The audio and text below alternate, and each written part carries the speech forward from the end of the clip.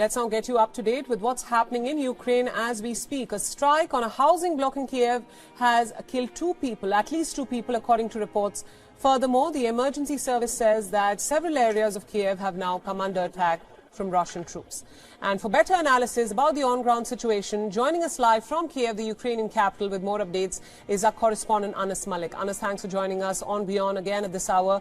Now, the reports state that two have died in Kiev, at least two people dead in Kiev after housing off the block.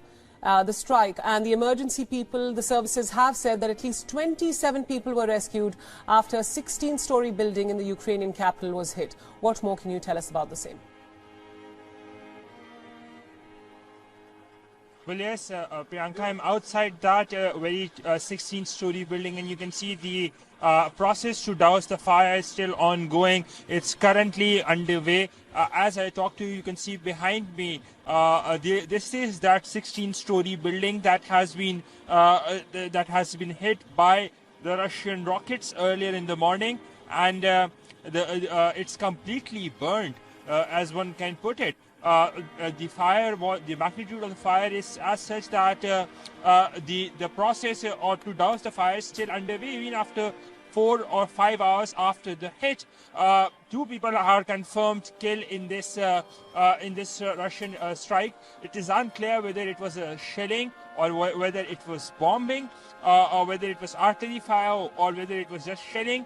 But two people are confirmed killed. Now, this is a residential compound in the capital city of Kiev, very much in the capital city of Kiev. I'll just walk you around as well. You can see that the amount of destruction that is there, that has been caused because of this hit. This residential compound, it's 16-story compound, and this is a civilian residential compound. This is one of the 3 buildings that have been hit earlier in the morning today.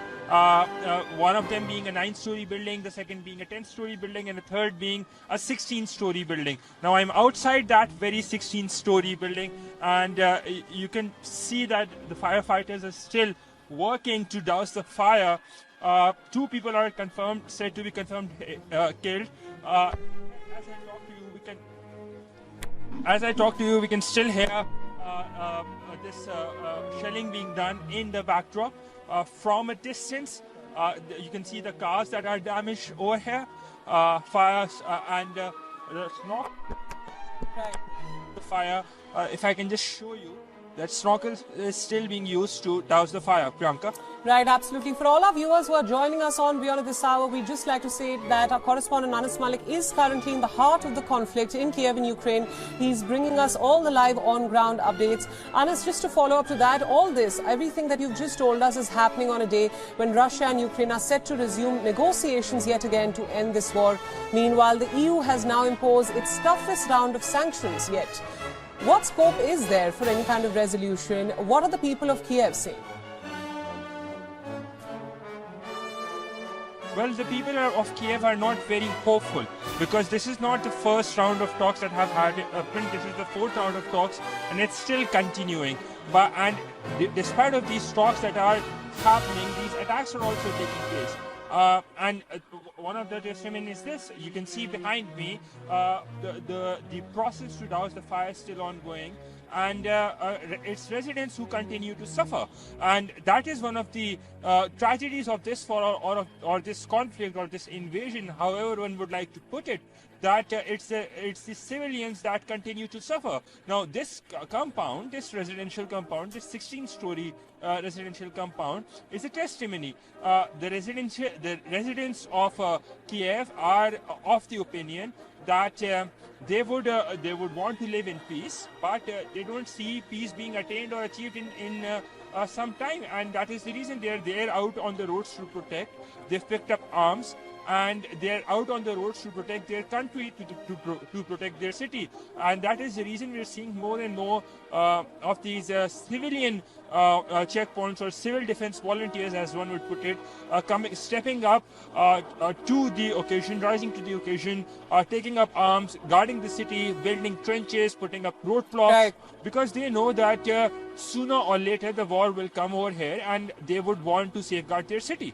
Right, absolutely, Anas. Just another question there. As we understand, reports say that the prime ministers of the Czech Republic, Poland and Slovenia are set to visit Ukraine, all in a bid to, in a sense, show their support and solidarity for Ukraine. They're set to meet the President Zelensky. What can you tell us about that? Well, yes, we've heard from the Polish government that the three prime ministers are to visit today, and they will be meeting President Zelensky. The Ukrainian government has not come out as yet and declared or announced it as yet because we understand that there are security concerns. But a lot of questions are raised with regards to how they would be flying in, because remember, the country is currently a no-fly zone. So how would they be ensuring to all the battalions on ground that no untoward incident happens, whether they will be taking the road, given that there is uncertainty around the city of Kiev, because you don't know when a shell or where a shell would land. So lots of questions that remain unanswered at this point of time, and we're expecting sometime in some time the Ukrainian government to come out with a statement and to clarify with regards to the visit, this all-important visit of the three prime ministers, the three neighboring prime ministers of Ukraine. Priyanka? Absolutely, Anas Malik. Thank you so much for all those updates, and thanks for joining us from Kiev in Ukraine with all those insights. WION World is One is now available in your country. Download the app now and get all the news updates on the move.